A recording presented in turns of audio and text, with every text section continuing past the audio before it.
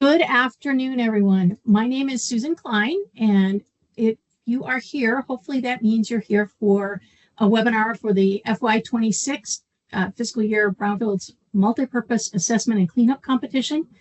And this is a webinar that's designed to supplement some of the other webinars you've been able to attend nationally. So without further ado, I'm going to go ahead and get started. First, I would like to invite my team. I see some of them have come on camera in the room here. Have you wave. Tara, Vaughn, can you wave to everyone? Bobby Pennington and Monica Espinosa. Thank you all for joining us. This is the lovely team that is helping with today's webinars and some of our Brownfields experts here in Region 7. I want to start out by just mentioning that EPA does not supply an AI-generated summary of this training because at this point, we do not have one that we are, aren't confident that they can capture this correctly. So if you do receive any AI-generated summary, please be aware that is not an official summary from EPA. I know sometimes people like to start that generating while the webinar is going on. Today, we're going to, as I said, this is a webinar that's going to supplement the webinars that were conducted nationally, and more information on that later. The applications for this year's Multipurpose and Assessment and Cleanup Grant applications are due January 28th. So we wanted to get started with giving some additional information. There's probably nothing new. And the first thing I want to say, and I always want to say, is if you are planning to apply for a grant this year, a Brownfields grant, please read the guidelines thoroughly. And I'll mention that multiple times. The attendance at these webinars, or any webinars for that matter, is no substitution for reading the actual guidelines for the type of application you are applying for. Moving along, if you are here, you are probably aware of the Brownfields program and what our goals are in our land revitalization efforts. So I'm not going to dwell on that, but welcome, and I hope you are all ready for this ride. So the purpose of our webinars, and today we're covering multi-purpose and assessment grants, and tomorrow we'll be covering cleanup grants, is to briefly go over some of the information that was covered in the videos that are posted online, the pre-recorded videos, and the live webinar recordings that are posted on the EPA's national website. We will touch briefly on changes from previous years. There's a lot of resources and links that are going to be throughout this presentation, and we'll be posting the PDF file of this presentation, so you will have access to it. And I want to make clear that I'm not repeating. This is not a repeat of the presentation that was done by Obelar. There's no, the Office of Brownfields and Land Revitalization. There is no substitute for either reading the guidelines or watching those webinars if you were unable to participate. They will go into a great deal more detail on some of the topics. I will, however, be highlighting a few things I want to call to your attention as we move through this. With that said, I am actually going to move off the camera to save some bandwidth. If you have questions as we go, please post them in our chat or raise your hand and be patient with us. We will have an opportunity for questions live, as well as those that you put in the chat. Our team is here to try to answer those questions as we go along. If we do not get to them all, please be assured we will get a response to you, or one posted as soon as possible. I mentioned that tomorrow is the cleanup version of this webinar. We are also going to offer 2 Region 7, EPA Region 7 specific office hours in January. And the purpose of those office hours are really for you to come on and ask any clarifying questions you still have, and to give you some key reminders and tips just to make sure that everything's on track for you to submit your applications. At the end of this presentation, there will be information about some additional webinars and office hours that are available to you for free from our Kansas State University's TAB program, which is Technical Assistance to Brownfields. They can go into more detail, if you will, on some of the narrative information than EPA can. So I just want that information is at the end of this presentation, and we'll make sure to point that out. I mentioned some recordings and pre-recorded videos. I'm just going to fly by here quickly.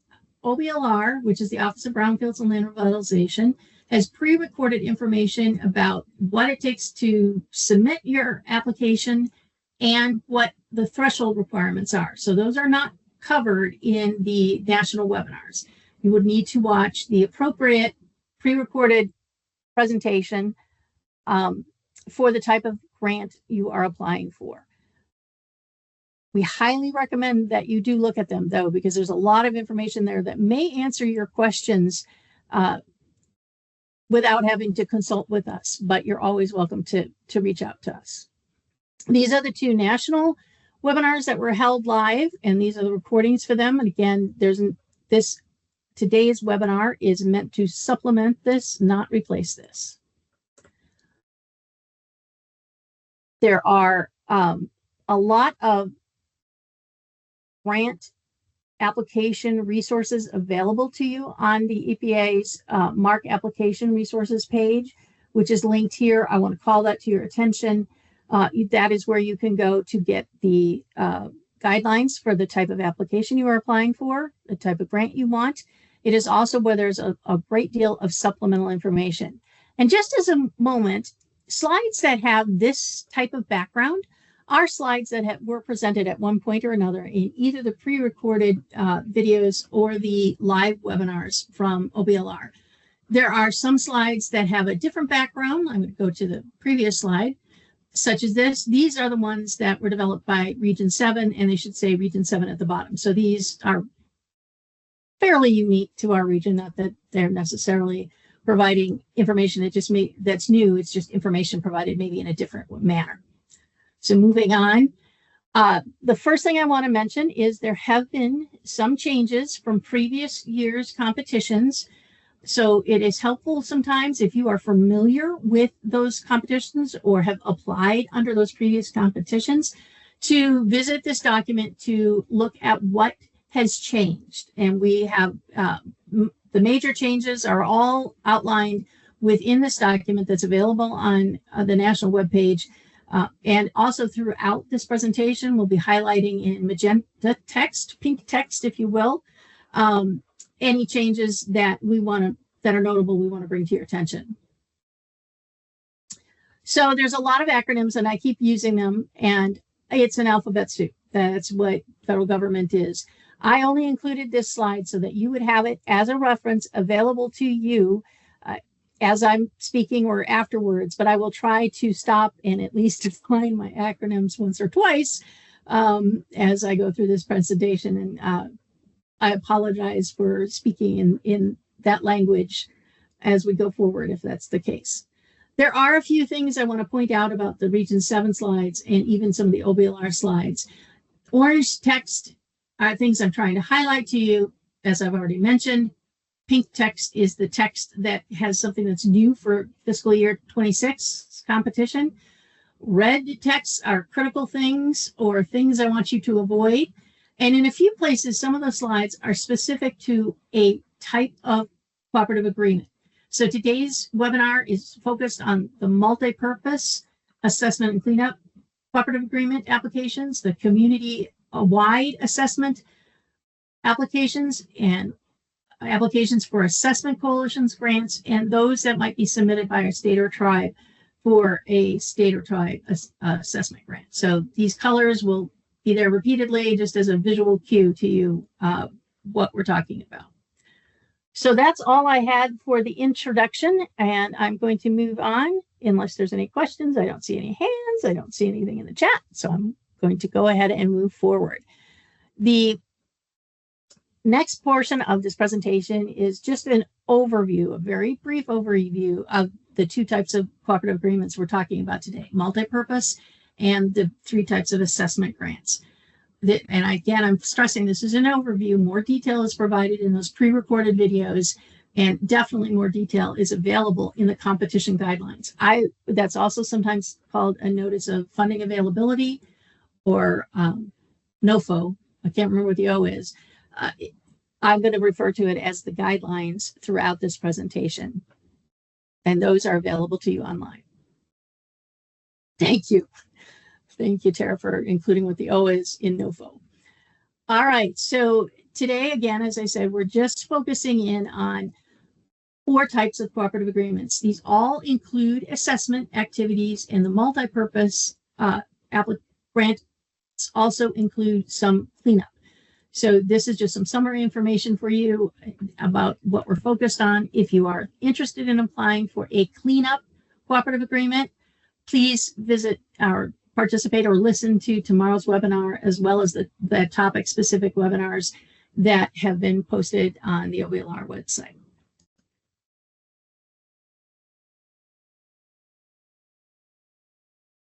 Just a moment on who is eligible to receive these cooperative agreements. It can vary slightly by grant type, and if you want to see the full list of who's eligible, it is in section 2. Actually, that might not be the correct section. It is in the guidelines. I didn't check to see if that was updated number-wise. I do want to mention that if your organization or you're partnering with an organization that is not tax exempt under the IRS 501c3 rules, then that organization is not eligible either as a recipient or as a coalition member for these cooperative agreements. So the main thing here is that they're nonprofits that are not tax exempt. If you are working, or your organization is, or you're working with a nonprofit that comes under section 501c4, then they may be eligible to be a recipient or to be a coalition partner. They must qualify under one of these other categories, however, to be eligible. And they must be able to demonstrate, and you will have to demonstrate in the application, that you do not lobby the federal government. If you have questions on how to demonstrate that, that is something we can address and is addressed in the guidelines.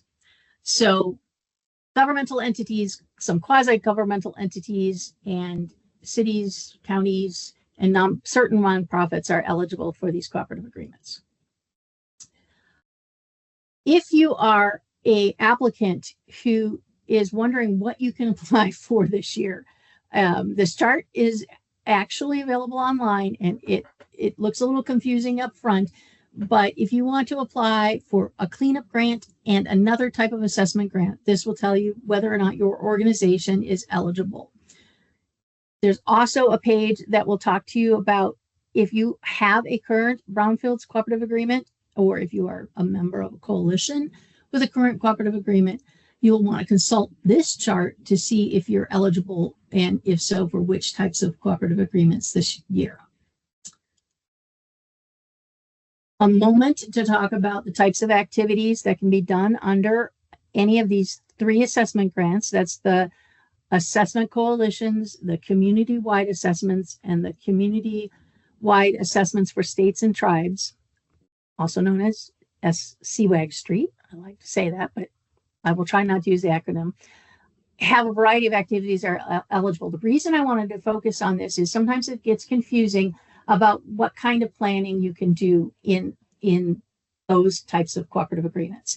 So multipurpose and those 3 types of assessment grants can all conduct these types of activities, including some specific planning activities. There are fact sheets about these activities posted online, but these are the general types of planning that you are eligible to spend your assessment cooperative agreement or your multipurpose cooperative agreement funding on. So we get this question a lot. People ask for examples. Again, I refer you to the website for these fact sheets, and also to the frequently asked questions, which is also available online. just a moment to focus on each of these cooperative agreements. Community-wide assessment grants are appropriate for communities that are just, or organizations that are just getting started or are, if you will, new to the brownfields efforts, or this is, this is the type of work you want to focus on. That funding is available up to $500,000 this year per cooperative agreement. The project period is up to 4 years. I'm going to mention the project period on all of these cooperative agreements because as you are writing your application, it's important as you think about your schedule and as you're planning your project to plan to complete the necessary activities within that time frame. So these, again, are up to 4-year cooperative agreements. Assessment coalition grants are a little bit more complex. These are cooperative agreements where there is a lead eligible entity that will partner with other eligible entities and therefore can create a coalition and receive more funding. So these are higher dollar cooperative agreements. This year, it's new that you need to list all of the eligible entities. The information you need to have that is the same for both lead and non-lead coalition members. It was slightly different in the past. So please look at the threshold and the narrative information, the opening pages and the various parts of the application guidelines to make sure you're providing the information. The question comes up all the time about how many entities may be in a coalition. There must be at least 2 in addition to the lead entity and no more than 4 entities. So that's your range for the number of coalition members you may have. 1 member should be a member that's never received a Brownfields Multipurpose Assessment Revolving Loan Fund or Cleanup Grant for their organization. So they've never received that type of funding from EPA. I want to highlight that last bullet. Members of a coalition may not be an agency or instrumentality of themselves. So, for example, the example provided here is a county and the redevelopment authority of that county could possibly be the same entity. And we would look at that as the same entity and make sure I have this on the next slide. I may not have this on the next slide. So let me say that the EPA considers the entities that are under the same control. So say under the city's control or under the county's control, they may not, they're all one entity. They may not apply as coalition members. If you are not sure and you are thinking of submitting an assessment coalition cooperative agreement application, please reach out to us. And there's contact information at the end of this, but please email us and we can help you determine if the proposed coalition members are eligible to be coalition members under a cooperative agreement that you might be submitting. So these are, again, 4-year grants, but I mentioned earlier, assessment coalition grants can apply for quite a bit more funding. So these are up to $1.5 million in funding that you need to be expending within 4 years. You must identify a target area for each member of the coalition. So for you, the lead applicant or manager of the coalition, and for each coalition member, you need a target area and they may not overlap. They must also be in 3 distinct municipalities or jurisdictions. And if you have a question about whether what you're proposing is eligible under these conditions, again, please reach out and contact us sooner rather than later so we can make sure that what you're proposing is eligible. If awarded, you will need to identify or work on at least 2 sites that are within each member's boundaries. So each coalition member will have at least 2 sites addressed with the cooperative agreement if you're successful. Just wanted to call that to your attention. Finally, for assessment grants, there is the community-wide assessment grants for states and tribes. I may slip and call it CWAG Street, but that's the acronym for it. These are only for states or tribal entities and they are 5-year cooperative agreements, and they are up to $2 million. So they're larger than even the coalition cooperative agreements. And there are some requirements for that. The target, they need to target higher and lower population densities. So they're going to need to identify target areas that qualify for that. And as you can see here, there's a minimum and a maximum, a minimum number of sites that need to be done throughout the cooperative agreement and that have to be described in the application. Ooh, that's a mouthful. These multi-purpose, that was it for assessment, straight assessment grants. So the 3 categories, again, are community-wide assessment, assessment coalitions, or community-wide assessments for states and tribes. Those are the 3 types of cooperative agreements that are strictly assessment. This year, we are also having a multi-purpose grant competition. Under a multi-purpose grant, you can conduct both eligible assessment activities, cleanup activities, and planning activities, and engage with your community under these cooperative agreements so you don't have to have a waiting period, if you will. If you do a cleanup under one of these multi-purpose cooperative agreements, you will need to, at the time that work is being undertaken, be the owner of that piece of property that's being addressed. These are funded up to $1 million, and they are 5-year cooperative agreements, and hopefully they can help communities move from assessment quickly into cleanup for the targeted areas that are their priority. The next few slides are slides you would not normally see unless you were successful at receiving one of these types of cooperative agreements. I include them because I want you to be thinking about if you'll be able to meet these deadlines as described here in a timely manner if you are selected. So if you are selected to receive a cooperative agreement and it is awarded, there's a check-in period at 18 months and 30 months that for each type of a grant, and there are certain things you will need to have accomplished by then in order to demonstrate that you are implementing the cooperative agreement correctly. So if you are an assessment grant that's a community-wide cooperative agreement or a coalition cooperative agreement, that is shown here. These percentages of funds have to have been drawn and dispersed. So you need to have expended these percentages of funds, 25% at 18 months and 45% at 30 months. There's also some numbers of assessment sites that need to have at least been started. And there are a variety of other key activities that you need to be putting in place or conducting that are in preparation for doing the actual environmental assessments.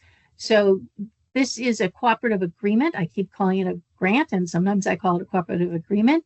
But a cooperative agreement means that you will have a close relationship with your EPA project officer, and we will work with you and be a resource to you as you're implementing this grant. But we also will work with you to make sure you are meeting all of the cooperative agreement requirements. So for community-wide assessments for states and tribes, their numbers are a little different. And they, of course, have a different number of sites that need to be addressed. For multi-purpose, there are, again, slightly different drawdown requirements and slightly different requirements that need to be met within 36 months. So or 30. I don't know if it's 30 or 36 months. I think it's 30 months.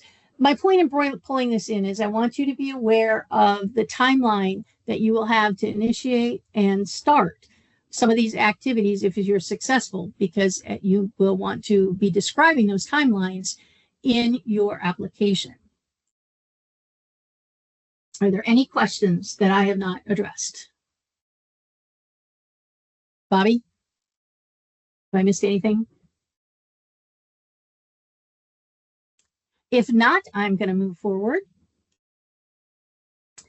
We're going to talk about your actual application. And this is the type of information that is covered in those pre-recorded videos that our Office of Brownfields and Land Revitalization has posted up on the website. First off, and maybe most important, is Your applications are due January 28th. January 28th, 2026 is the submission deadline. What happens after you submit the grant is the application. We go through a review process where and I'll talk more about that later in the presentation, but we go through the evaluation process. Generally around June is when we're able to announce the results of this competition. If you are successful, you will work with us to complete a work plan and finalize any other paperwork that might need to be addressed. And your award hopefully will be out and the funds will be available sometime in September or October. That's generally, and I say generally, the timeline for this. If you're unsuccessful, by the way, you will have an opportunity to request a debriefing from us where we can talk to you about what the evaluators thought were the strengths and the weaknesses in your responses to the various narrative criterion. You will submit your applications through grants.gov. We do have a tip sheet available on our website for how to go about doing that. We like to include this slide so that you know when grants.gov may be down and not available for you to be entering your information. There are resources on grants.gov that can also help you. But again, you're going to be applying through grants.gov. And that is not a system that EPA controls. So we will be referring you to that organization if you have any questions. And that the advisors from Apex Accelerators is one of the highlighted links to the right on this screen, and that's who we would refer you to if you have questions that we can't address. So what do you have to do to apply for these cooperative agreements? First, you need to be active at www.sam.gov. That means you have to have an open account and it cannot be expired as of the deadline, as of the date you are submitting your applications. So if you're submitting it on January 28th, through then, but it needs to be current through at the time you are applying. If you are not the person in your organization that is responsible for that, you will want to reach out to that entity because renewing that sometimes takes time and you don't want to wait till the last minute to go ahead and renew. You may not get your application in time. So be aware at the bottom of this slide in this table, there's an authorized organization representative.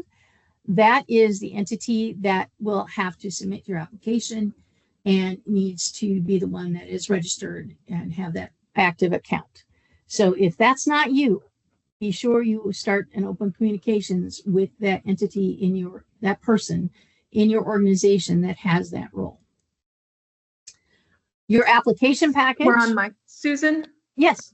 We have some question in the comments regarding competition timelines and pre-award costs. Okay.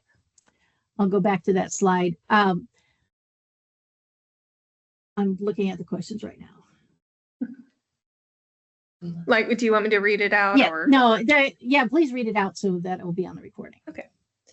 Regarding the FY26 competition timeline, grant recipient selections are announced before grants are awarded. If selected, can preparation of the work plan be eligible for pre-award costs?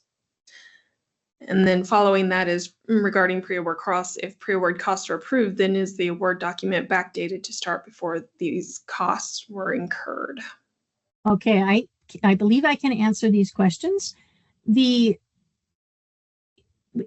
And we'll touch on this later.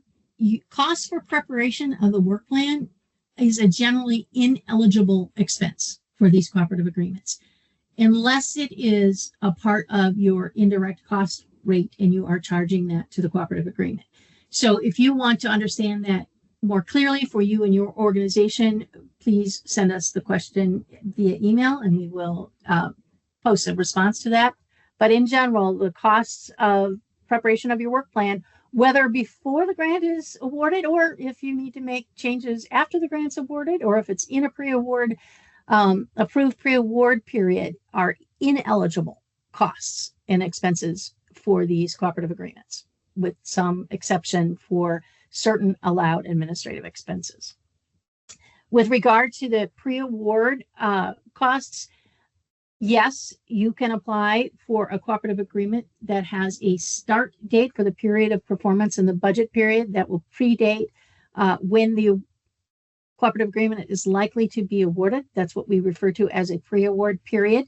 That requires approval by the grants management specialist, but you will be able to charge costs that are eligible under the approved work plan. Once the work plan is approved and that meets all of the requirements of the grant, you will be able to charge those as soon as the cooperative agreement is awarded. That said, the backdating, the answer to that is yes. Your cooperative agreement will start earlier than the award date, but it will still run the full 4 or 5 years that would be allowed after the award date.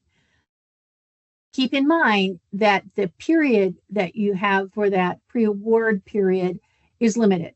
So that would be something you would want to discuss immediately with your EPA assigned project officer if you are successful. So, and thank you, Tara, for posting in the chat where the FAQ is about pre-award costs. Now, let me get back to the slide. Is that it, Tara, Bobby, that we had?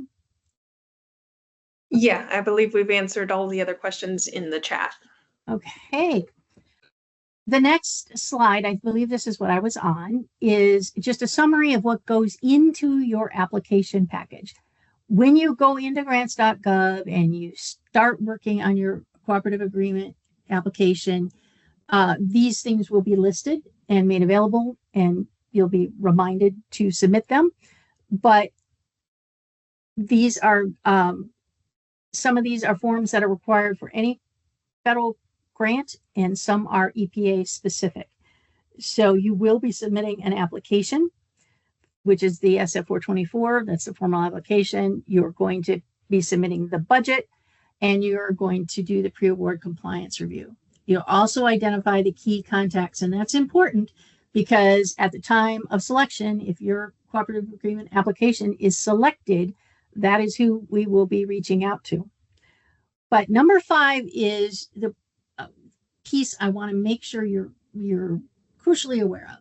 You will be submitting 3 components to your application: the application information sheet, the threshold responses and any related required attachments for those threshold responses, and you will prepare a narrative which will respond to what is termed as the narrative or review criteria in the guidelines.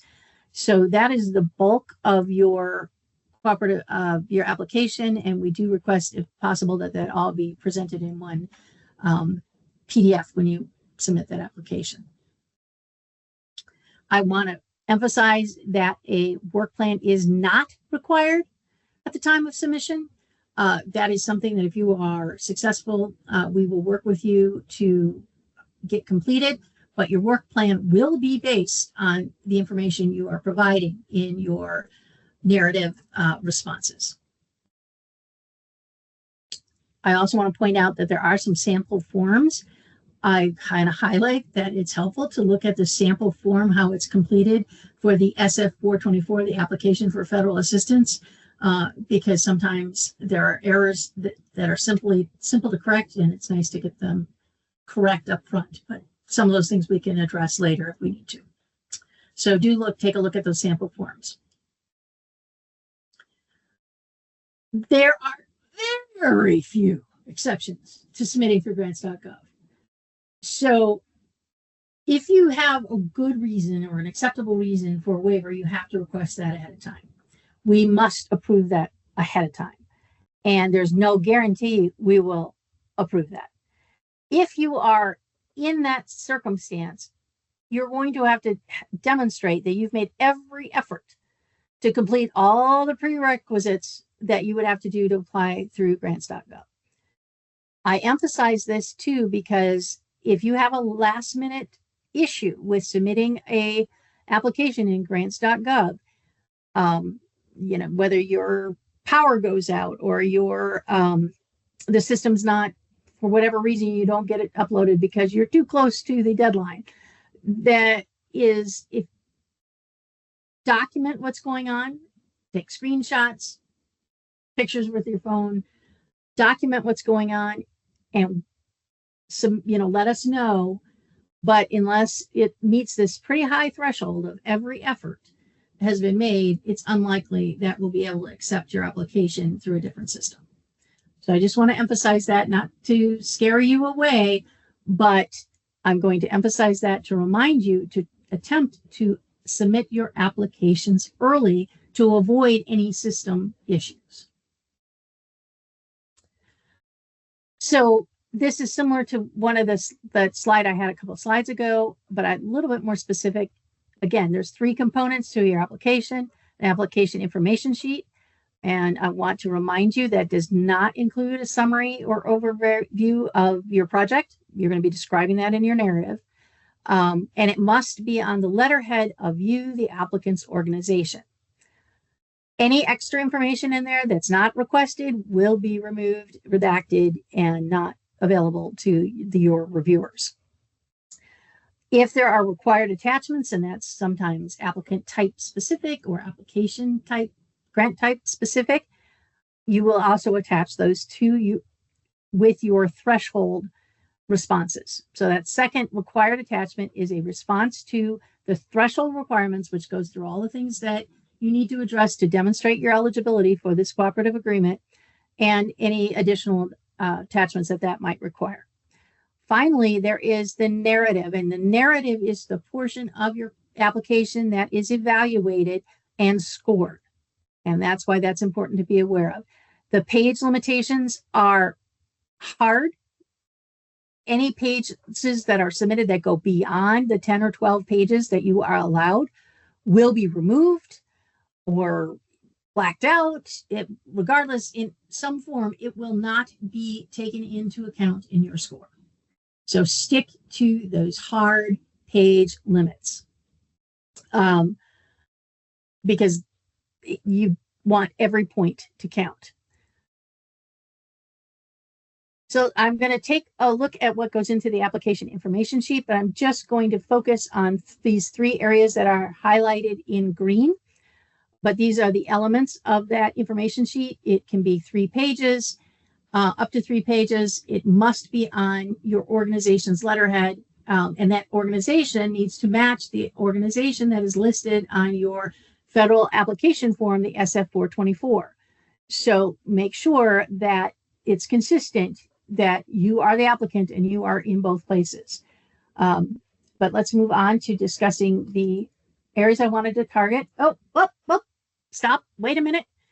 There's another piece of that information sheet that's called the other factors checklist.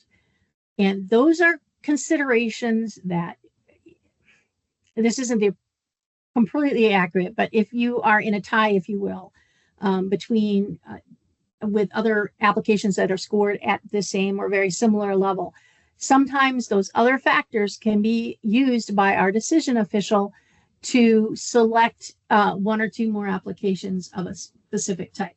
So do not skip those factors checklist. If it applies to you, complete it as is directed in the guidelines. And that has made a difference for some of our applicants in the past. All right, the areas I wanted to take a quick look at for the information sheet are the target areas and priority sites. The key here is it needs to be consistent with what you describe in your narrative portion of your application, in the part that's going to be scored. So there are some requirements if you are a coalition or a state or tribe in applying for a CWAG state tribal grant. And all of that needs to be listed out and identified on the application information sheet. And by the way, the amount of money you are requesting should also match between your narrative and your information sheet. This is speaking from years of experience. I've seen that sometimes not happen. You will need to provide addresses for your priority sites that you're going to discuss in the narrative. So you can provide the addresses here. There is an option to submit a map was something that was recently added to the competition, and that map's purpose is to depict your target area or areas and or the priority sites you are discussing in your narrative. You do not have to supply that map.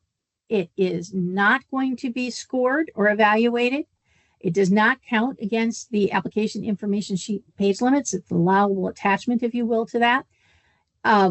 But speaking from personal experience, sometimes it helps to have that map just as a reviewer to set in my mind where things are and how they are in relationship to each other. But there should be no additional information on that map. It should just have the target area and or the priority sites.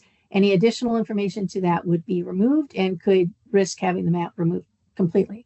But again, you are not required to have that map, and it is not scored. It's a reference material for reviewers.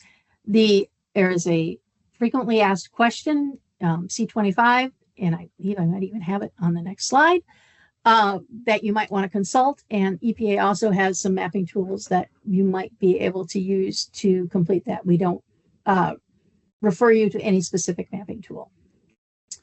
But again, the information that is on that map, if it goes beyond what is the target areas and the priority sites, that will not, your map may not be included in the package that is given to the reviewers. So I just wanted to point that out.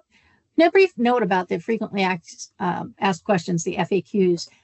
There are frequently asked questions that are updated every year. They're available on the website, the OBLR website, and they go into much greater detail on a lot of things that people have questions about. So that is one of the places you do want to consult if you're not sure whether it's a definition for something or whether you're trying to figure out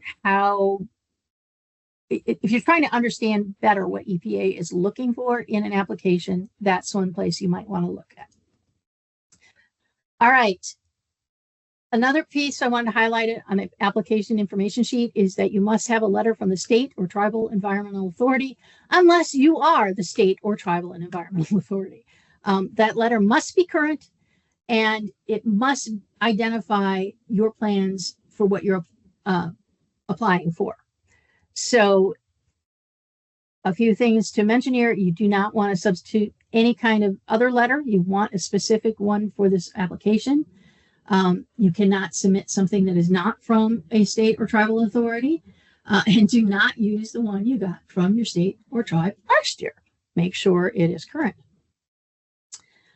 Finally, please pay attention to the section where we're asking you to certify whether there's confidential or privileged information within your application, because we do intend, we don't always, sometimes this changes, but we do intend to post the applications online for a limited period of time after the competition concludes. So they may be made publicly available, and you need to certify if you have something that's CBI or not. All right, that's just the narrative. That's 3 pages, and I probably spent a little too much time on it. But moving forward, the first hurdle you have to jump is you must satisfy all of the threshold criterion, and that is an attachment you're going to prepare to your application. It's an acceptable attachment. There's no page limitation on it, and you're going to address every criteria that is identified in the application for the type of grant you are applying for. There's no, as I said, there's no limitation in the pages here, so you may be thorough. Do not skip any criterion. If it's not applicable, please just write the number or the name of the criterion and put it's not applicable. It is very applicant and grant type specific. So there's no one size fits all here, but I want to make you aware of that. These attachments, this threshold information will not be reviewed by those people who will be scoring your application or scoring the narrative, evaluating your narrative. This is information that EPA Region 7 will look at to make sure that you are eligible to receive the type of grant you are applying for. So what are the criteria? Ooh, those stripes are a little too distracting there. There are common criteria across all 4 types of cooperative agreements we're talking about today.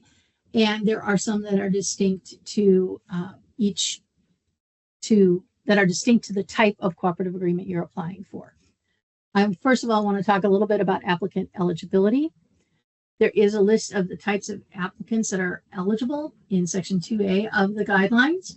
And it looks like there was something that was supposed to be there for coalitions. I apologize. My slide is incomplete. Don't know what happened there. But you're going to address how your organization is eligible. And if you're a coalition, you're also going to be addressing, oh, that's what it is. You're going to be addressing how each of your non-lead members are also eligible entities. And again, you must have at least 2 and no more than 4 non-lead members. They must be separate legal entities. And in that box at the bottom of the page, again, describes how EPA considers any entities that are supervised or controlled by the same elected or appointed executives as one entity. So you have to make sure it's distinct. And this comes up sometimes in assessment coalitions where a land bank might be trying to apply with the city it's associated with. And if you're in that type of situation, again, please reach out to us ahead of time so that we may work with you to determine whether or not your members will be eligible members of your coalition. Here's a question that gets overlooked in the threshold sometimes. There is a specific question asking you to indicate if you, the applicant, or any of your non-lead members, if it's a coalition, are exempt from federal taxation under 501c4 of the Internal Revenue Code. So I just read that to you. If the answer is yes, if you or one of your partners, members of your coalition, answers yes to that question, then you need to indicate if the organization lobbies the federal government. And by the way, if you do lobby the federal government and you are a 501c4 nonprofit or type of organization, you will be ineligible to be an applicant or a coalition member. So that one's, if the answer is yes, they're not eligible to be part of this.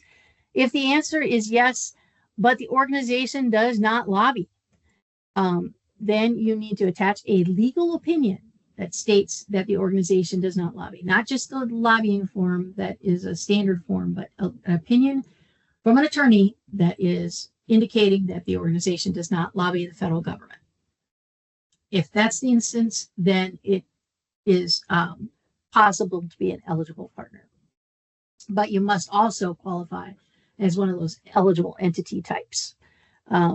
So I'm emphasizing this because a lot of people skim over this and sometimes we run into trouble at the point of award. So if this is not applicable, indicate it's not applicable. But if it's applicable, please make sure that you or the member of your coalition meets the criteria in the second box here. All right, I'm going to take a moment to also talk a little bit about the expenditure of funds that you must have in order to apply this year.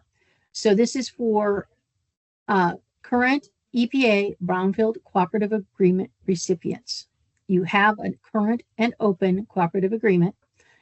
In order to be eligible this year, you must have dispersed, if you're applying for community-wide assessment coalition or multi-purpose grants, you must have drawn and dispersed 70% of your funds by October 1st of this year.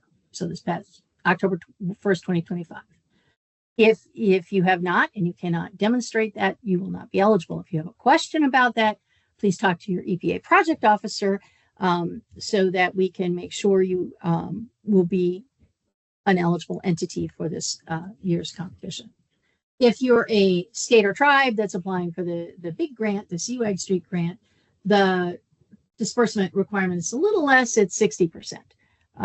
So please be aware of those disbursement requirements. You're going to need to attach documentation that is the case. It will need to match the community data warehouse information that EPA maintains as far as what you've expended under and drawn from your cooperative agreement. Enough said. Talk to your project officer.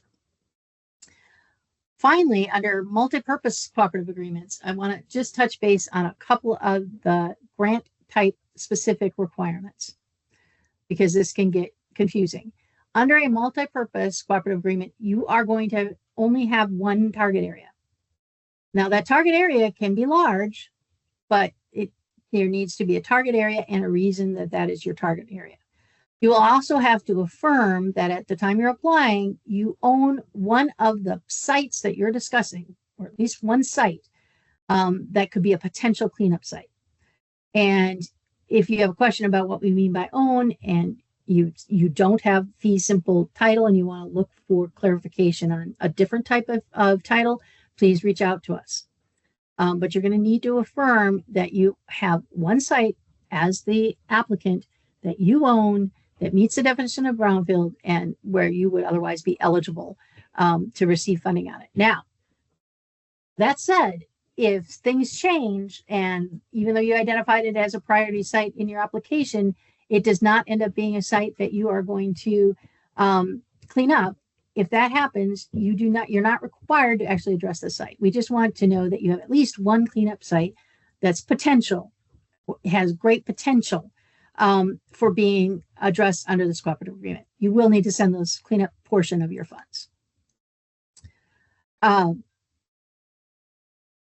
Also for multipurpose, we ask you to identify how you're using the funds. One of the things, the third bullet here is the key that I want to point out here.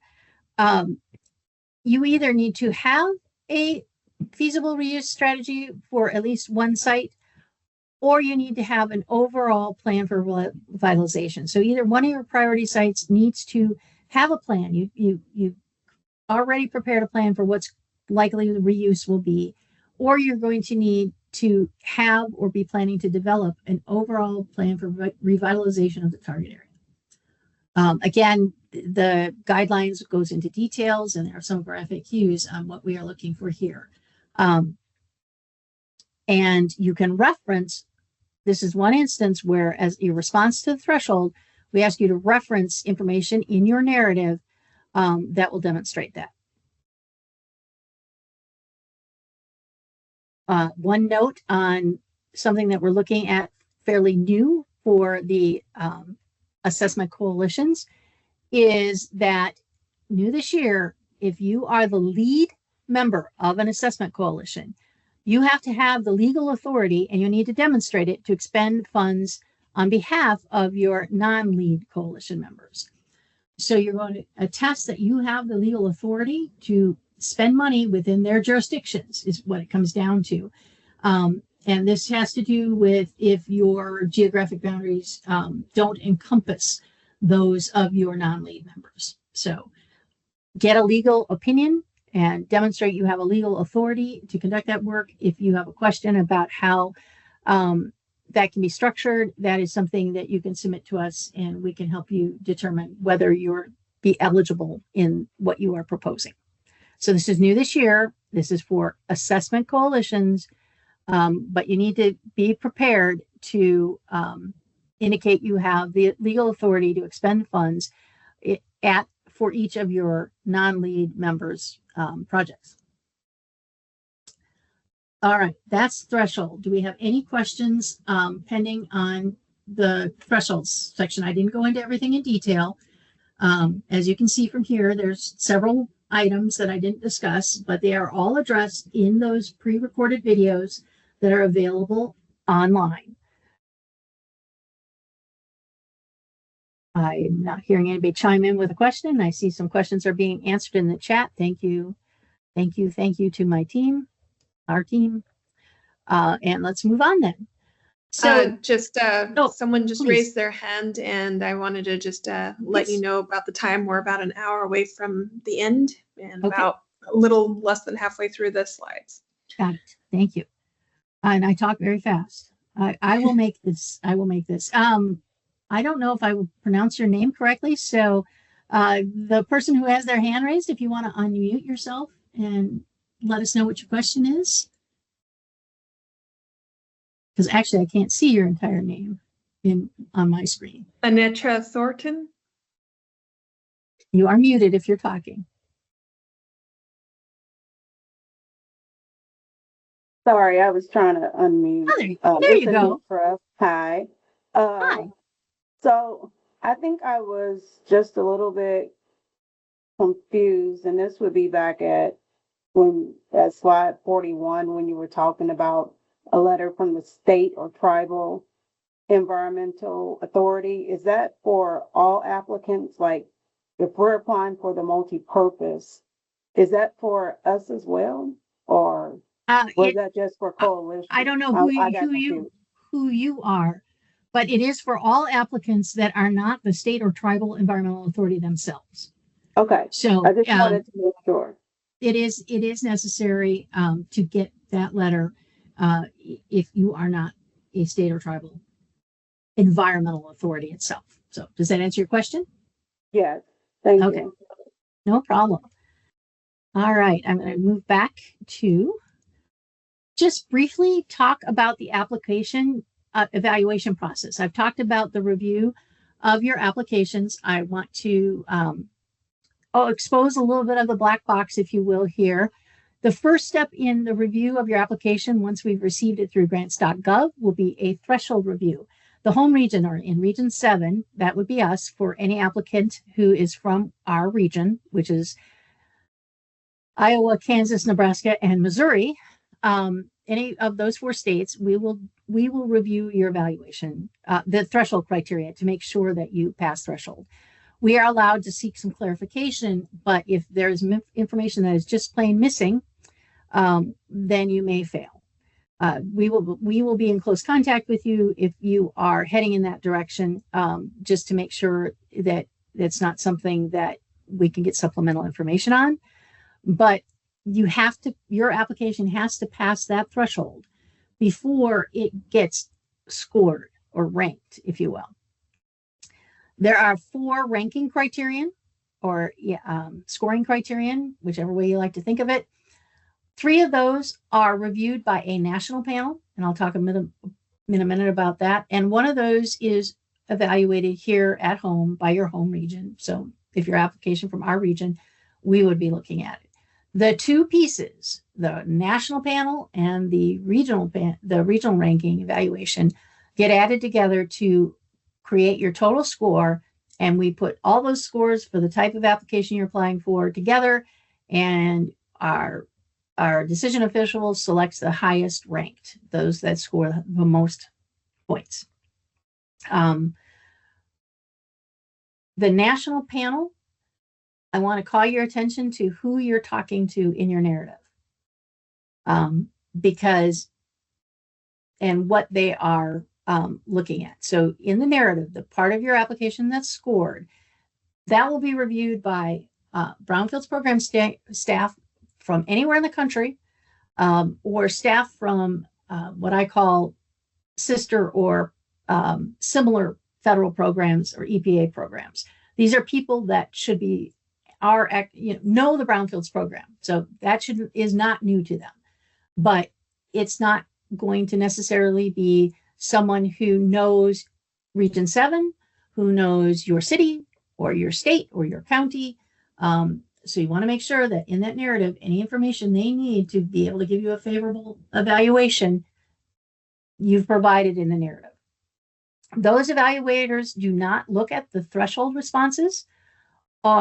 And the national panel does not look at information you provided in programmatic capability, which is the 4th criterion. So if there's information in there that is relevant to another portion of your narrative, you'll want to make sure you call attention to that or repeat the information.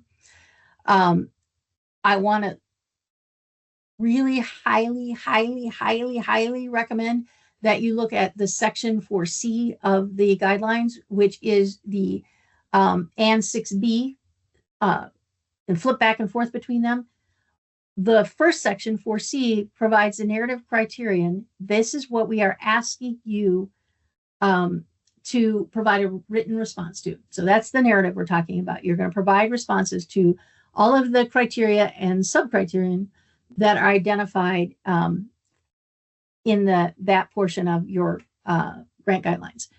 The review criteria are in section 6B. This is the criteria that the reviewers are asked to evaluate your response against. So it's important for you to be aware of what your reviewer is looking at, and what criteria they're applying to your narrative responses. So don't skip reading 6B. That's really my bottom message here. Read the guidelines. Be sure you've read the narrative criteria thoroughly, but also at the same time, or after you've written your application draft, make sure you look at the review criterion and determine whether you've addressed the information that the evaluators are going to be looking for. Your evaluators cannot, especially the national panel, cannot look at any outside sources of information. For the regional and programmatic capability review, we are allowed to consult our grant files. But for the most part, don't include links. Don't expect your reviewers to be looking up your community and getting clarity on your state voluntary cleanup program, if that's needed, for example. They're not allowed to do that. They have to evaluate your application on the information that you have provided.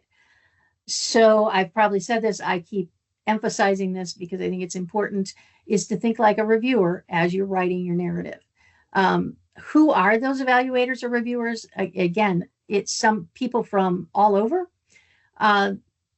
The 10 regions for EPA, from our headquarters offices, and in some cases, field offices, or companion programs. And in some instances, it may be an experienced brownfield person who is housed in another federal agency. So again, the bottom line is they may not know the context of your project that you're proposing. They're educationally diverse. Just because we're the EPA and we have a lot of scientists, engineers, chemists, and environmental specialists doesn't mean that you're necessarily going to have those folks focusing in on you. We have other types of staff. We have grant specialists. We have program specific experts. We have different types of staff that will be evaluating this. So the staffing is diverse. Some think like a scientist. Some think like a social scientist. And not necessarily the same thing. Some might be communication specialists. So the main thing, again, is to be clear in your narrative and concise, but keep in mind that the context of your project is not something that your reviewers or evaluators are going to be familiar with. I'm going to move on from there. Do we have any questions? I didn't think, probably not at this point. So I'm going to move on unless somebody interrupts me. And I'm going to take a drink. Okay, I've been stressing the narrative portion of your application, the part that's going to be scored. This next few slides are going to talk a little bit more about that.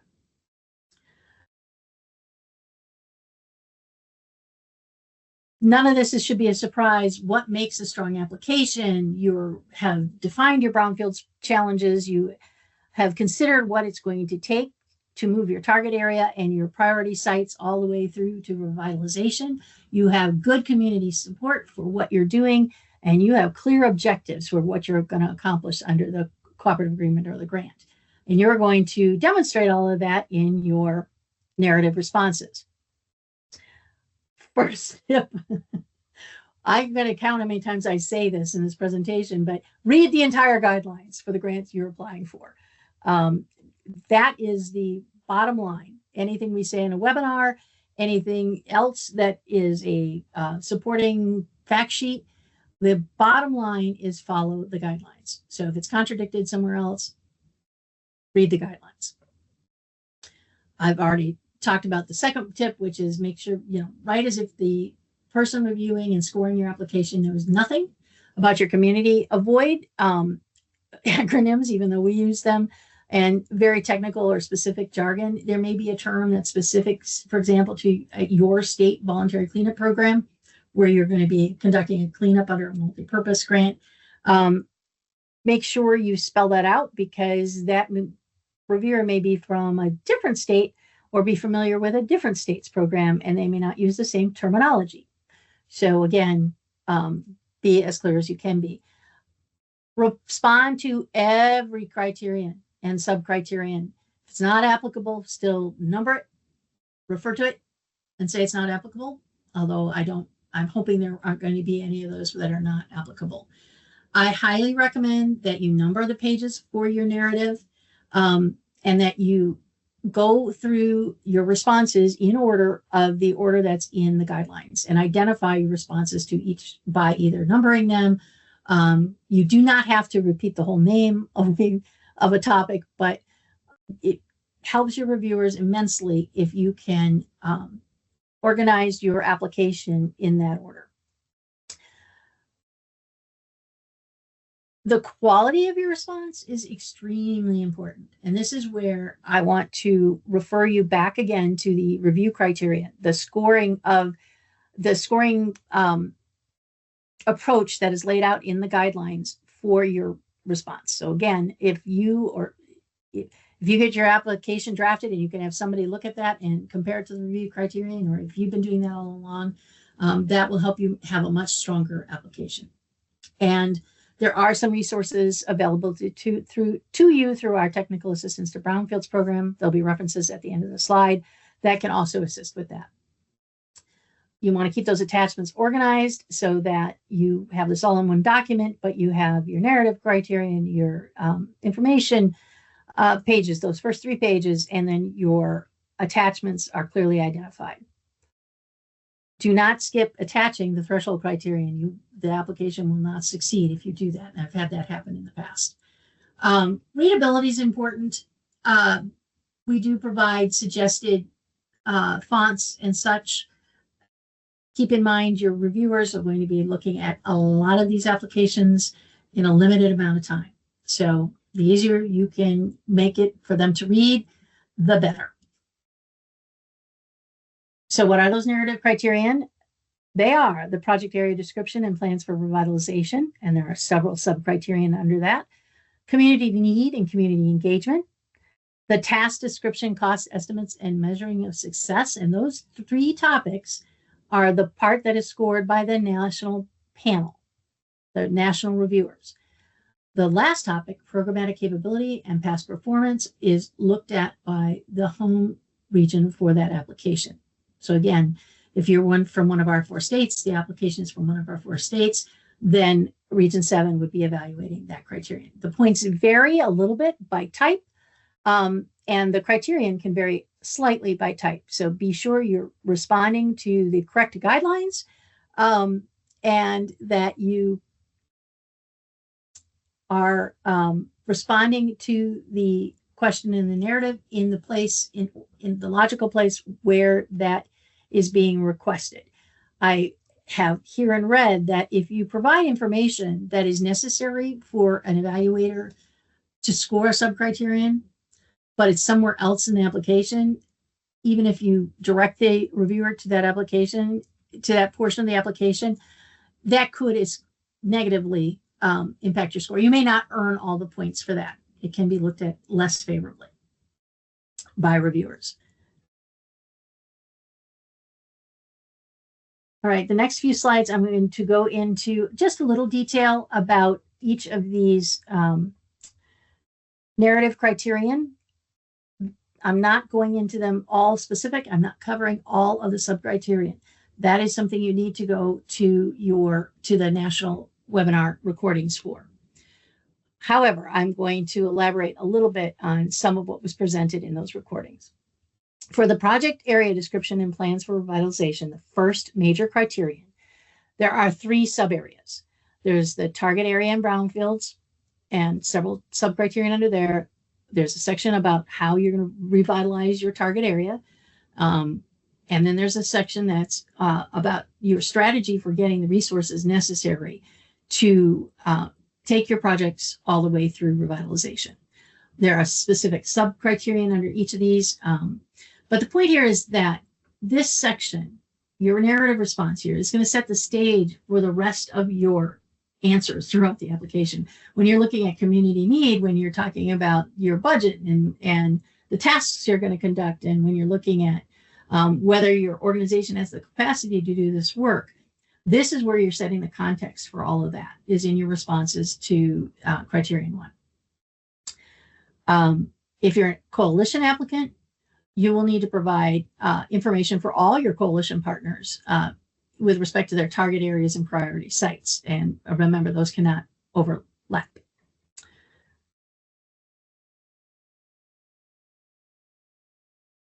I'm going to take a moment to direct you to another portion of the guidelines that I think sometimes is overlooked by our applicants. Guidelines in section 3.4 has a section called measuring environmental results. We are the Environmental Protection Agency. Our grants are provided for the purposes of having a positive impact on the environment and addressing environmental issues. So there are outputs identified in this section as well as outcomes. And we'll talk a little bit about this. Catch my slides up here as we move forward here. So outputs and outcomes are the terms I want to have fresh in your mind. Outputs are the specific tasks, activities, and accomplishments that you are going to have as a result of your implementing your cooperative agreement. In this section, we've identified specific expected outputs for the type of grant you are applying for. These are examples of them. These may not be your only outputs, but these are the types of things that you will need to be addressing when you're addressing your tasks and when you're talking about the work that needs to be done. These things may not all be applicable to your project, but if they are, you want to make sure that these are the outputs you are addressing throughout your narrative. Outcomes are broader accomplishments. These are the jobs you're going to create and the funding that you're leveraging through the reuse of your sites. We look at the number of acres made ready for reuse. It's a hard number that we look for at the end of the day on brownfields that are addressed through our grants. And of course, we're looking for minimized exposure to the environmental contaminants that are harmful to human health and the environment. So these kind of outcomes are likely things you'll be threading through your narrative. If there's a portion where we ask you to look at how something is affecting your community or how you're going to address something, some of these types of outcomes may be appropriate to include in your response.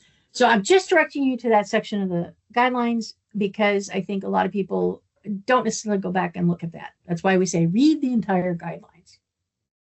All right, so a little bit more specific about the project area description and those plans for revitalization, that first criterion you're looking at. Again, you're setting a context here. You're going to describe the geographic area that is your jurisdiction or the area in which you are going to be implementing grant activities. If you are a coalition, you're going to be including those of your members. This is critical because if you are awarded, that geographic area is going to be the boundaries for where you can spend your funds. So be clear and make sure that is defined in your application. But within that geographic area, there are those target areas, those priority areas that you're going to be looking at for whatever reason, which you'll be discussing in the narrative. And within those target areas, we will be identifying some priority sites, the sites that you might be working on.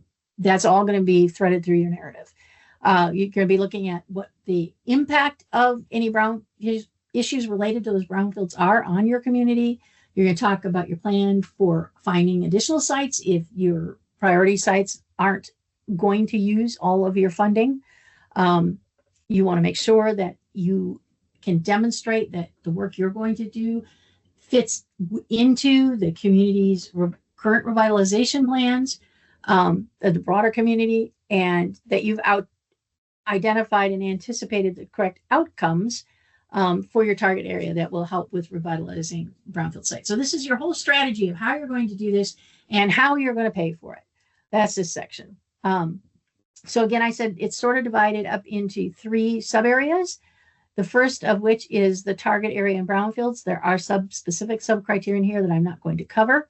But the key here is you want to be consistent throughout your application about these challenges and your target area. If you are a coalition, you need to be aware that if you don't identify at least one target area for and non-overlapping target area for each coalition member, you will be evaluated less favorably. You will not be able to earn full points for that criteria. So keep that in mind. And also, I mentioned this on an early slide, but if you are identifying priority sites in a multi-purpose grant that you might be wanting to expend your cleanup funds on, not only do you need to affirm in your threshold requirements that you own one of those sites, but in the narrative discussion, you need to be aware that you must own the site.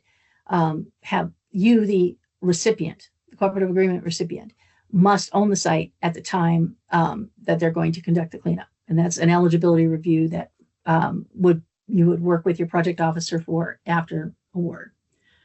The secondary area is how you're revitalizing your target area. There are a few tips on here to keep in mind. And a couple of fact sheets I want to direct you to that might help with your responses and some of the sub-criteria here.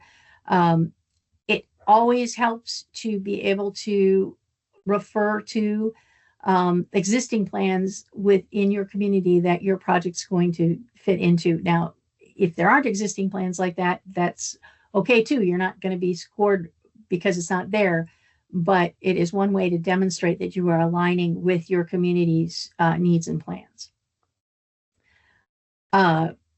Specifically for multipurpose, I want to call your attention to the overall plan for revitalization. This sub-criterion is only in the multipurpose application, and you have two options here. You either have already been involved with, or there already exists a revitalization plan for that target area, or one does not exist and you're going to be working on creating one. So you'll be identifying different types of information depending on which one of these scenarios you fit under. If you do not include a clear vision for your revitalization of these properties, your application will be scored less favorably. So please keep that in mind. Strong proposals also have a clear strategy for leveraging resources to make sure that you will have partners who have or will be able to likely be able to obtain that are necessary to take your priority sites, your target area, all the way through to revitalization. We call these leverage resources. We've asked you to identify those you've secured, those that are potential, and make sure that you are identifying the types of resources you need for the different aspects of your project. So we do ask specifically, is the grant going to be enough to do the assessment or cleanup work?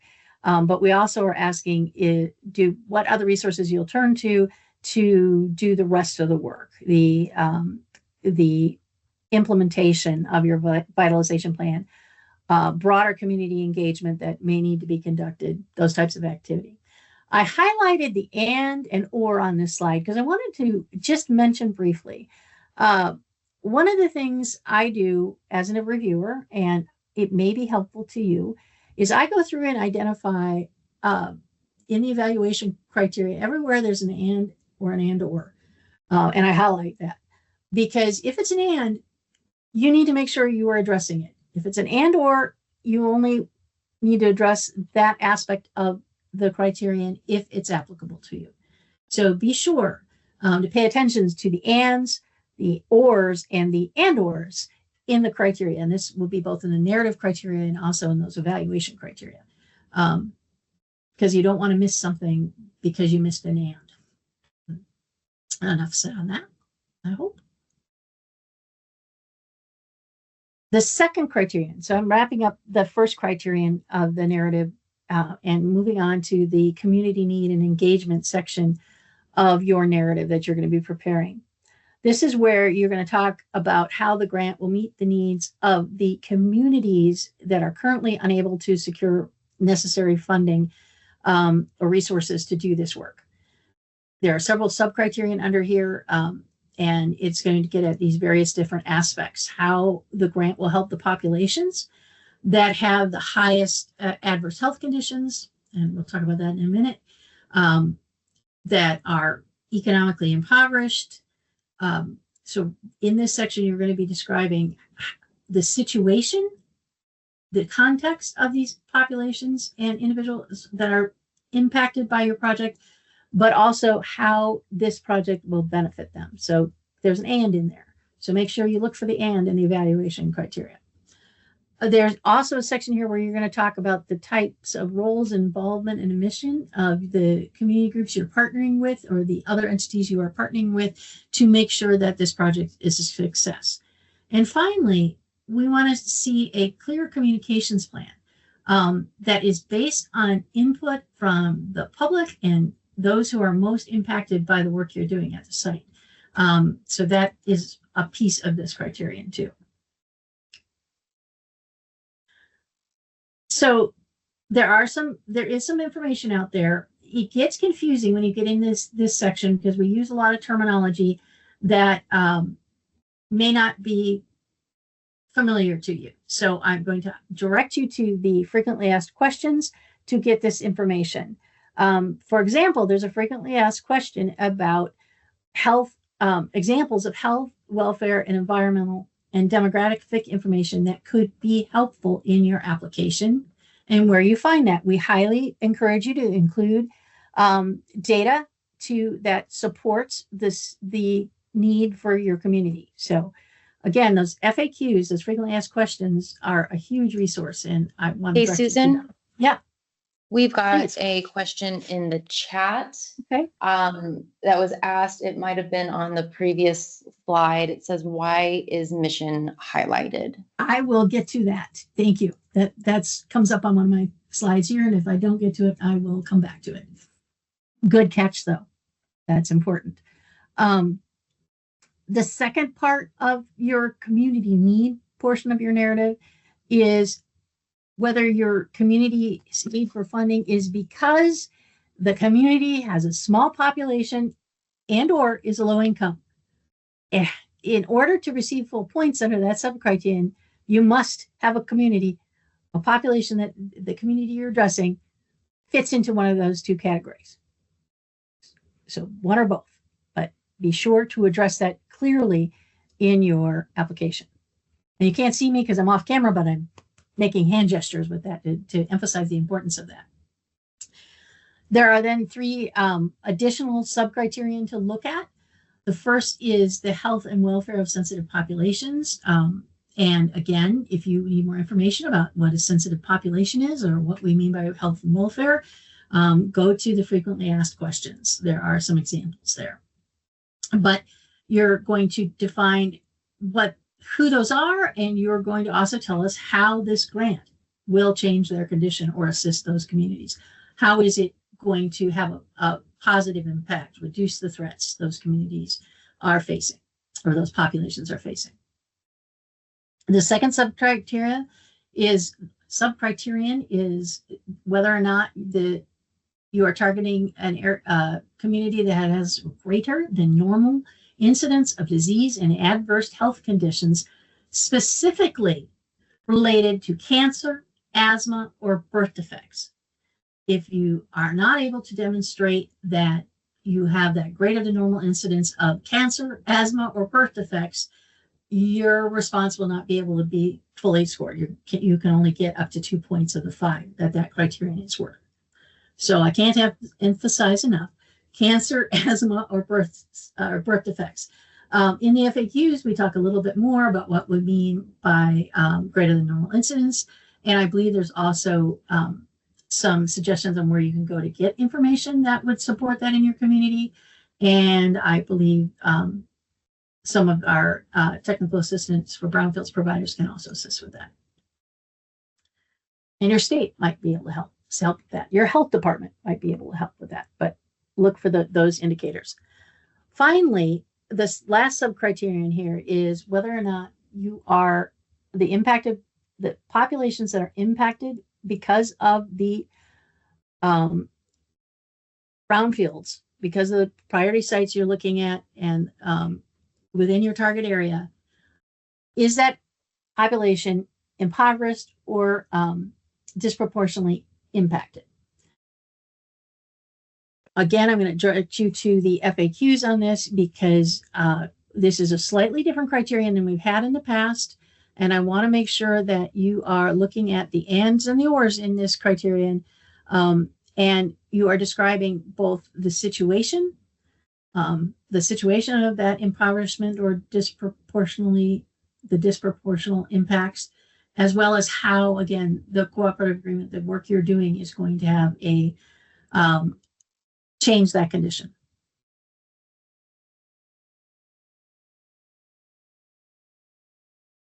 This ties back to some of the information you may have already talked about in your reuse strategies. So I'm specifically brought up the review criterion here from section 6, just to remind you to look for those ands and ors. And the last part I have highlighted here because it does not always get addressed.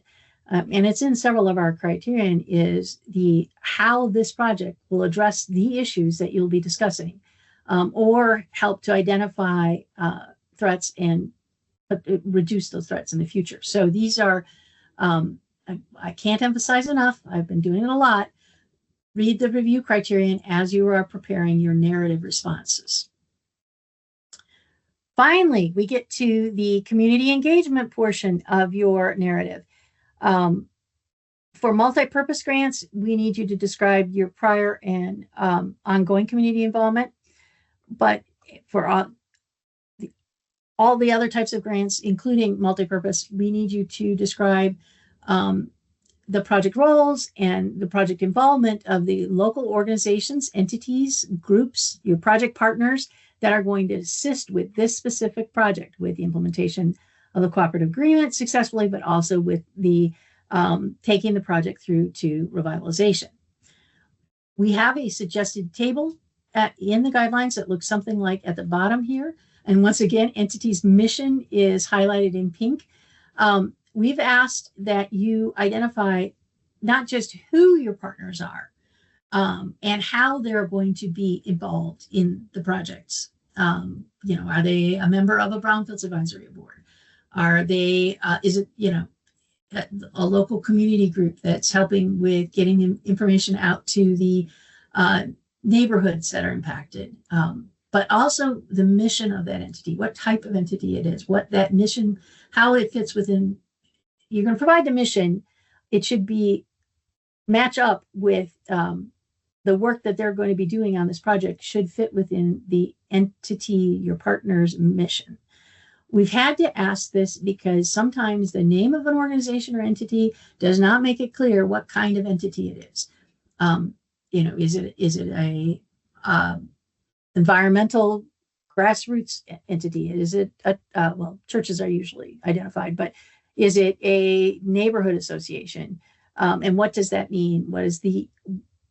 What is the mission of that organization? Now, I hope that answers the question about why that was highlighted. If not, there is more information in the changes to this year's competition guidelines about that. But what we're looking here for is your local Habitat for Humanity one of your partners? Well, their mission is what? And I think, that's to provide housing and to help entities be on the path to ownership. I'm paraphrasing for an organization I'm not part of, but that's the mission we're looking for here. But under the specific involvement and project roles, what we're looking here is how are they going to be involved in the tasks you're undertaking, or in helping the project get to that final revitalization, within the community's vision, so a little tough there, but it is a new thing we are asking for. And also, if you are a coalition, we also ask you here to describe how your non-lead members will be kept engaged and informed and be part of the project as you move forward. You will have to do a memorandum of agreement that will outline all of this, but we are asking you to describe that. I want to finally mention that do not include any letters of support from these organizations. In the past and for some other types of applications, that is something that is requested. We are not asking for those, and any letters that are provided will be removed and redacted, and the evaluators will not be seeing them. So keep that in mind. I see there is a question. Let me take a minute. The question is, for the greater than normal incidence of disease and adverse health conditions, 2C, should these instances be for all target areas? Would it be more favorable to list incidences in all versus in one or two? Unfortunately, I can't give you an indication of whether one approach or another approach would be favorable or less favorable. I can only refer you to the evaluation criteria. You may want to consult with the other entities that have applied in the past, or with your state environmental program, or with the Kansas State University's Technical Assistance for Brownfields program, because they may be able to help you better with the strategy, but I can't speak to that type of strategy today. How am I doing the time here, Bobby? I think we're coming into the home stretch here, but I just want to make sure. I'll keep going. The community need and engagement slides that we're going on here, I'm emphasizing here local project partners and who they may be. There is a FAQ that we're providing a link to here that might be helpful in you better understanding that. We are most interested in the role each of your community partners will play in the project, not how many partners you have. This is a quality over quantity type situation. We want to know that each community partner has a role and will help positively move or advance the project through the role that they're playing. So I just want to point out that diverse types of partners may be necessary to be successful, and the partners need to be relevant to the overall strategy and plans that you have in place or are planning to have in place as you move forward. The other piece of this that is really important to EPA is that your organization has a plan for actively seeking and incorporating community input as you move forward with your project and grant implementation. So you're going to give us a communications plan that's going to include your methods and why those methods are effective. Give me a second here. We want to know why those methods that you're proposing are going to be effective for the types of populations you've identified as directly impacted by your project and your overall organizations. We also ask that you clearly identify that you will meaningfully solicit, consider, and respond. The and respond part sometimes gets missed to community input that you receive. This is important to the mission of our agency and important to the mission of the Brownfields program. So I wanted to make sure you thought about that thoroughly as you were preparing your applications, because if you're successful, that information will also, that strategy will fold over into your work plan and your project going forward. All right, that wraps up community need. The next section is task, costs, and measuring progress. This is a section where you're going to give us the actual plan, the who, what, where, how, why section of your application for how you're going to spend the money, what tasks are necessary during the cooperative agreements implementation during that project period to get it to completion on time and for a cost-effective approach. We're also going to ask you what mechanisms you're going to put in place or have in place to make sure you stay on track and that you're going to measure that progress on the outputs and the outcomes as the grant is implemented. Just a couple of comments on specific types. If you are applying for the community-wide, coalition, or multi-purpose cooperative agreements, you do have the ability to use up to 10% of the total grant award funds for health monitoring activities. Let's see. A local health agency must be involved, and I frequently get a question about what we're talking about when we're talking about health monitoring. We do have a fact sheet out there that might help you better understand that.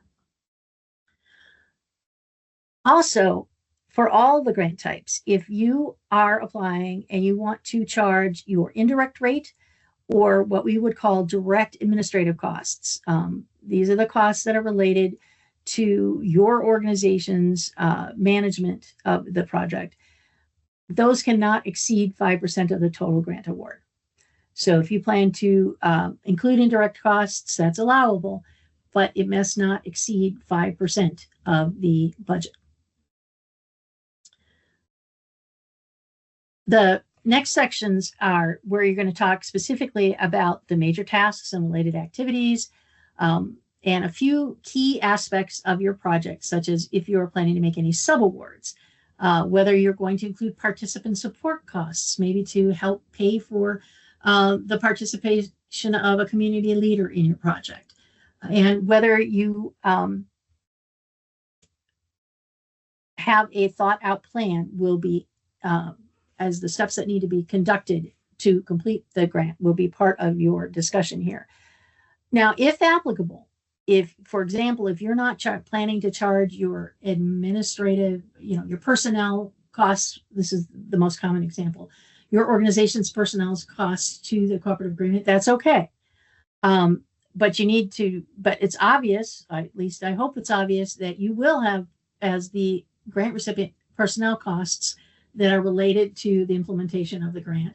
So you need to describe how that will be that you will have the personnel doing the work and that it will be funded from other sources. But you want to keep clear here that we're not talking about the budget. There's no cost share required for any of these cooperative agreements this year. And we're talking about leveraged types of resources or things your organization will be contributing as part of the cost of doing business if you want. Those costs should not be included in your budget and the dollar figures you're going to be providing. So to logically lay this out, hopefully you've already done this or you're thinking about this. You're going to identify 4 or 5 major tasks. You're going to relate those tasks back to outputs, which I talked about before, that are specific to the target areas and priority sites.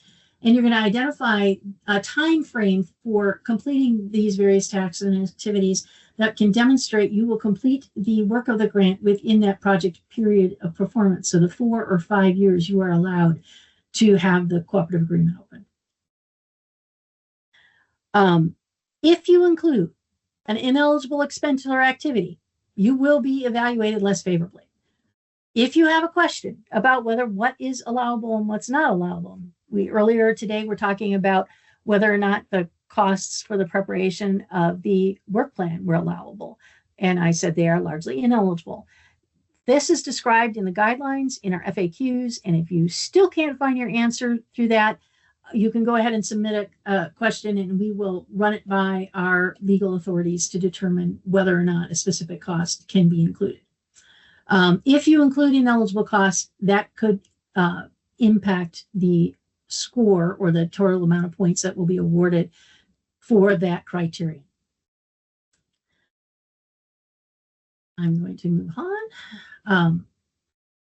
A section of this is, I've already sort of been talking about it in the broad aspects. I think this is a duplicate slide, so I'm going to move forward. I don't know how that happened. On the second part of this, where you're going to describe, this is actually not the second time, these are examples of the tasks and activities you might have for your project implementation. So these are just examples, and it's not inclusive of everything. For example, cleanup is not provided on this slide, but these are the kinds of major tasks we're looking for you to group things into. And then the activities that you might be summarizing underneath that will lead to demonstrating that you will get the work performed, you know all the aspects of what is required, and that you can develop a reasonable cost estimate for those activities. Well, and I've referred to this a couple of times. We are looking for you to demonstrate that you will be able to complete the work as scheduled, and identify key milestones that will help you achieve that. Refer you back to those sufficient progress slides I had, where we're going to check in with you, or we identified a couple of key milestone timeframes that certain things have to be done. So that's a start, but that won't completely flesh out your timeline. But do take a look at that. There's also this FAQ for pre-award costs, which we've already discussed, and what it takes to what's eligible for that. You're going to identify your task and activity lead. It is very important that the lead entity, the recipient of the cooperative agreement, is demonstratively engaged in the implementation of the cooperative agreement. There are going to be instances where, for example, you have a qualified environmental professional that is not on your staff, but might be a contractor that will be your lead, if you will, for a task. But it's important that you make it clear that their work is ultimately overseen by the applicant recipient itself. Susan, really quick, Yeah. Did you see the question in the chat regarding The cost one from estimates? Sarah, I got to read it out. Or why don't you read it out so I can have a moment here? Sure.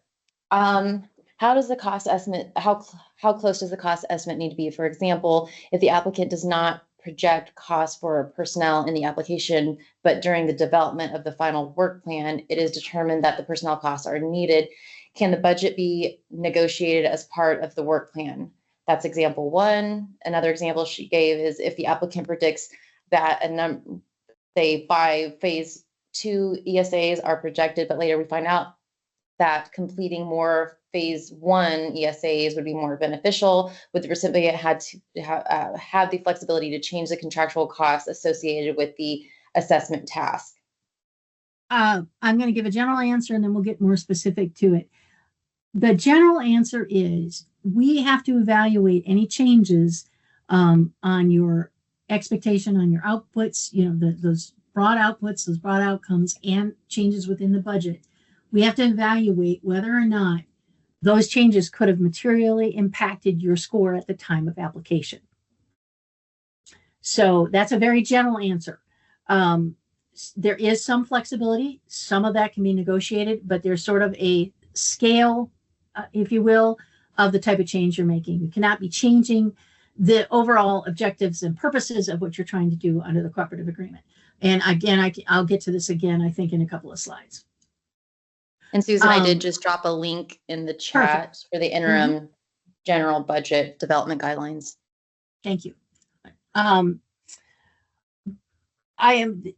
just mentioned outputs again. So there's a table on this page that is suggested as a way to organize the information for these 4 sub-criterion that I've already covered. I've not covered the outputs, but the project implementation, your project schedule, your tasks and activities, who's going to be leading that and overseeing that effort, who's going to be conducting it, and then the outputs. So it's important that your outputs include those that are directly applicable to your cooperative agreement. Go back and look at the outputs that were identified earlier in the guidelines, as well as take a look at what makes sense for your project. But at minimum, some of these are identified as requirements in the guidelines as things that need to be completed. Those are outputs. Those are, the tangible results you're going to have from the work that's being conducted. Highly recommend you either use this table or you organize your answer in a similar logical fashion so that your reviewers can evaluate these 4 criterion because they're somewhat interrelated. And again, I direct you back to where that measuring environmental results section of the guidelines is, where we discuss outcomes and outputs. Okay, so you have all these outputs and you have all these tasks. Well, how are you going to budget for that? What is your budget going to be? And there's that same link that Tara dropped in the chat. There is a guidance out there. There's actually also training EPA has offered that is excellent. I've taken it on how to develop your budget. You know, what are the requirements that EPA has for the different aspects of developing a budget for a federal project. It's all there. We do provide an example table, and I'll have that on a couple of slides later, that you can use to present the information. We want you to only address the EPA grant funds in that table and in your budget, because leverage resources can't be included there, or you will not score as highly back in under criterion 1, where you're talking about leverage resources.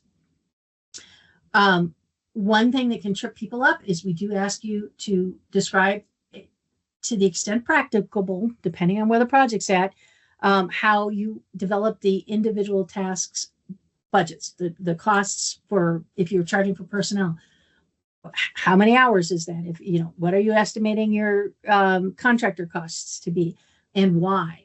You need a little bit of how you develop that budget. And so if appropriate, we would like to see them in cost, you know, cost per unit. For, you know, if the task is community engagement and you're going to have your contractor involved in that, what are you estimating the hours will be, and therefore, and the hourly rate, and then the total cost. We're not looking at this in extreme detail, but we need enough to be able to evaluate how well you understand how you're going to use the funds and how much work you can accomplish with the cooperative agreement.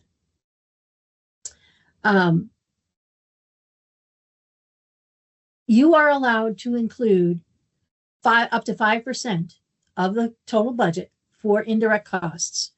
You will not be evaluated. That does not have a negative or necessarily positive impact on your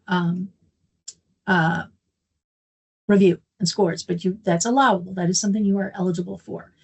We have had instances where somebody hasn't included that, and they've requested we go back and add it. And we have done that in the past at the time of award. But keep in mind that you can use up to 5% of your funds to cover those. I don't know what the right word here is, but the indirect costs that cover, you know, your rent, your phone usage, all of those types of expenses that your organization have. And the expenses that are related to compliance with the federal grant regulations. You will be evaluated less favorably, though, if you exceed 5% of those costs. If your indirect rate is more than 5% and you charge the entire indirect rate, or plan for the entire indirect rate, you won't receive as many points. Also, your cost estimate need to appear reasonable, realistic for what you're describing that you're going to accomplish. There's a little bit of judgment that comes into play here, but the more detail you're able to fit in there, the better you may be able to demonstrate that your costs are reasonable. There are some things that can impact your score positively. These are covered in the sticky note here on the right-hand side of the slide. And that is if you've allocated a certain amount of funds to site-specific related activities. So, and I want to make a point of, if you're applying for a multi-purpose cooperative agreement, you also want at least 25% of your funds directed at tasks associated with the cleanup, with your expected cleanup, in order to receive full points for this type of criteria. So again, keep in mind these specifics that are provided in the narrative and in the review criteria. A word for a moment about cleanup costs, because it can get kind of tricky. For a multi-purpose cooperative agreement, again, you said at least 25% of the funds need to be spent on cleanup. Well, where does that cleanup cost go? I'm not going to go into detail here. We have a lot of information online, including a fact sheet on budgets and some FAQs, but what I'm going to say is you have to choose one of two options. If you have a good estimate, you are pretty certain what site you're going to address, and you already have an idea of how much that's going to cost, that would go into the construction budget line. And I'll show that on a slide coming up here. If you don't have a good idea, you're going to put it under an other category, a budget line for other, and you're going to then as the grant is implemented or as those costs are better defined, that may require an amendment or a change to your budget. That will be an allowable change, switching from the other category for unknown, the cleanup costs, the set aside of money you have for cleanup. And then as you actually get a better cost estimate, those funds will be able to be moved to a different budget category. So I did want to mention that quickly because that confuses people. It is covered. It is something we can work with you after the application is, if you're successful, but understanding that upfront can be helpful in providing your application. Completing your narrative. Let me put it this way. Here's just a few more examples about the level of detail we're looking for in your cost estimates. Again, this isn't extremely detailed, but there are some unit costs being suggested here. There are some personnel hours and hourly rates and type of, you might have different types of personnel working on it, or you might have your contractor assisting with quarterly report preparation. Those types of things would be detailed out here and should correspond to what you described up in your tasks and activities. So keep that in mind. Don't introduce something new here that you didn't describe in your tasks and activities. So what does our table look like? Well, this one's a little bit of a mess because I'm using the most complex example that we have. In each of our guidelines, we do provide an example budget table that guidance and training that we've dropped the links to in the chat can go into more detail about what all this means if you don't have somebody in your organization that understands all of this. So if you're applying for multi-purpose, we want you to separate your assessment tasks costs and your cleanup costs, because again, you're going to need to demonstrate that cleanup is at least 25% of your budget.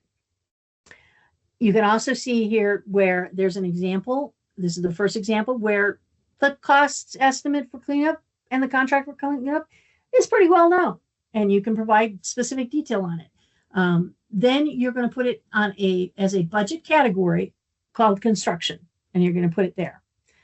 If, on the other hand, as I mentioned earlier, you don't really know, but you know how much money you want to set aside in this cooperative agreement for cleanup activities, you're going to put those in this other category, budget category.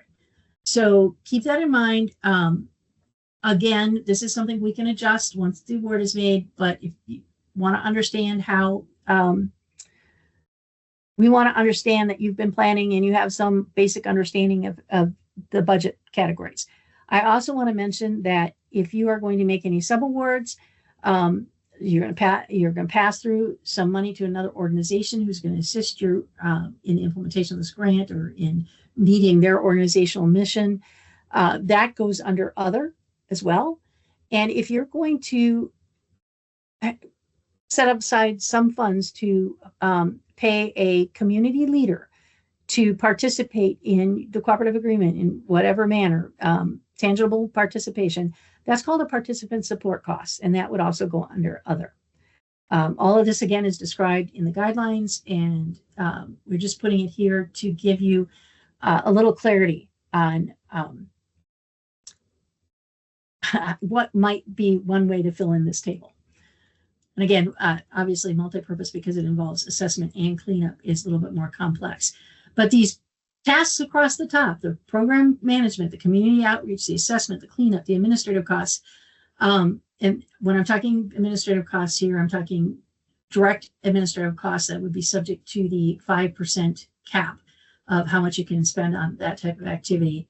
We want these tasks and to be laid out and be discussed and be consistent. A strong proposal will make sure those are consistent with what you've described previously.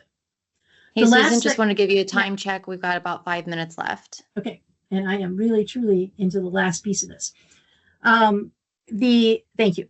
The last section here is you need to demonstrate you have a plan to measure and evaluate that you are making progress in implementing this grant. This is not where you're going to tell us necessarily what all your outputs and your outcomes are, because hopefully you've already described all that throughout the cooperative agreement. This is where you're going to tell us what tools and what methods you're going to use to monitor your progress and to make sure that you're on track to achieve the accomplishments that you've estimated or described for your project. It's as simple as that. I'm going to quickly go through this last section, programmatic capability and past performance. I'm going to go quickly, not because it's not important, but this is reviewed by your home region. And we are allowed to consult some additional information in our grants files if you were a previous cooperative agreement recipient. You have, the reason I have this adhere to the page limits here is if you've, it's this criterion that tends to be cut off if somebody exceeds their page limitations. You need to get the points for this criterion. So you need to have a response that we can evaluate. So it must be either within the 12 pages or the 10 pages. Just keep that in mind as you're writing. I know we're asking for a lot of information, but that is a key thing you need to know. I'm not going to go in detail into what it takes for programmatic capability. That is well laid out in the guidelines and in the trainings that headquarters put on. But it comes down to you're describing your organizational capacity to receive a grant and manage the grant, or organizational structure that will make that happen. What is the team that you're going to have working on this? A description of the key staff, demonstrating that you have folks that are that have clear roles and that have experience to do the work. And also, if you're going to need additional resources, and usually, not always, a cooperative agreement recipient is going to hire a contractor of some sort. This is where you're going to discuss that you have the systems and procedures already in place to meet all the federal requirements. We do have some additional guidelines online about what that means for contracting in particular, and you will have addressed part of this in your threshold requirements. But remember, if you've included it in the threshold description, you have to also include the information here. We cannot provide a score to any information that's provided in the threshold. It needs to be in the narrative criteria. Finally, and this is the thing that gets confusing, you're going to talk a little bit about your past performance and accomplishments. You're going to be in one of three categories, and it's important and critical that you respond to the correct category. You are either someone who has previously received a grant, a Brownfields grant from EPA, and you're going to talk about your administration of that and your success with that. If you have not received an EPA grant, but have received some other sort of federal or non-federal financial assistance that you've managed, then you're going to fall into the second category. And the third category is for those entities who are applying that have never received any financial assistance. So this would be the first grant that they would be managing, basically. If you're a past or existing one, I just want to call your attention to the left side of the table here. Those are the types of grants we're talking about, previous or past recipients. So you will need to address your accomplishments on there, specifically complying with the various aspects and requirements of the work plan and schedule, submittal of information in acres, that kind of information will be something you should be familiar with and you will have to address. If you have not received a previous Brownfields grant, we want you to provide a few examples of similar or in scale or scope assistance you've received in the past from either another agency or another entity, and you're going to tell us what it is, what it was for, how much it was, but then you're going to describe kind of the same information we're asking for from our Brownfields recipients, but we want it for your other grants and assistance. So finally, if you do not fit in one of those categories, you will receive a neutral score, but you'll need to still address it. Be sure you address the appropriate section. The next slides, and I'm going to run through this in detail. I mean, not I was just reading something. The next slide, I am going to cover, the next several slides are really quickly wrapped up. This is where all the resource information is for you. Reminder that applications are due January 28th. If you and you need to plan for that, and you might want to plan so that you can submit that information even before then. This slide has links to various resources online for you for more information that can support your application. I mentioned that the TAB program for Region 7 is housed in the Kansas State University, but all of the technical assistance for brownfields recipients are going to be providing a webinar tomorrow. If you want to participate, they can get into levels of detail, strategy type information that EPA cannot. They're going like, oh, dude, I'm just hanging out. Like, he did not like. Somebody is not on mute. Here's the contact information for Scott. You can also contact them through the website at K-State. And again, they can assist in the preparation of your, not in preparing the grant applications, but they do have a system that you can use to prepare the sections of your grant application, and they can review your grant applications prior to submittal if you give them enough time. So keep that in mind. I highly recommend that you talk with KSU TAB. We will have another webinar tomorrow. If you did not receive an invitation for that, this is the information to be on that. And finally, we are going to post the recording for today up on our website, and that is the link you're going to see here, and we will make that available by email too if you need that link. So that brings me to the end of my presentation. And just remind you, even though I've done all the speaking, Tara Vaughn is actually in charge of our competition for Region 7, and she is who you're going to address your questions to. Please submit any specifically eligibility questions and threshold response questions you have as soon as possible so that we can work those out with you in advance. That's it for me today. Are there any remaining questions? I see there's something from Sarah.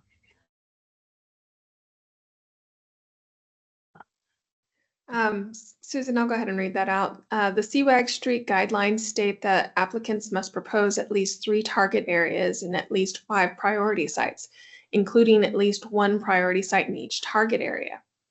The guidelines do not say whether a priority site can be identified outside of the target area, but the FAQs state that the intent is to discuss priority sites within the identified target areas. Can you confirm that all 5 priority sites must be within the target areas? I'm going to say yes, they must all be within the target areas. And if I'm wrong, we will get that clarification to you. That's one of the ones that I just would want Tara to confirm. But I'm fairly confident they all have to be within the target areas. Okay, that wraps it up. We will stop recording here shortly, and we will make a transcript of the chat and this recording and a PDF of all these slides available to you on our website as soon as possible. Good luck, and we're very excited that there's interest in applying for this year. So we hope to see your successful application soon.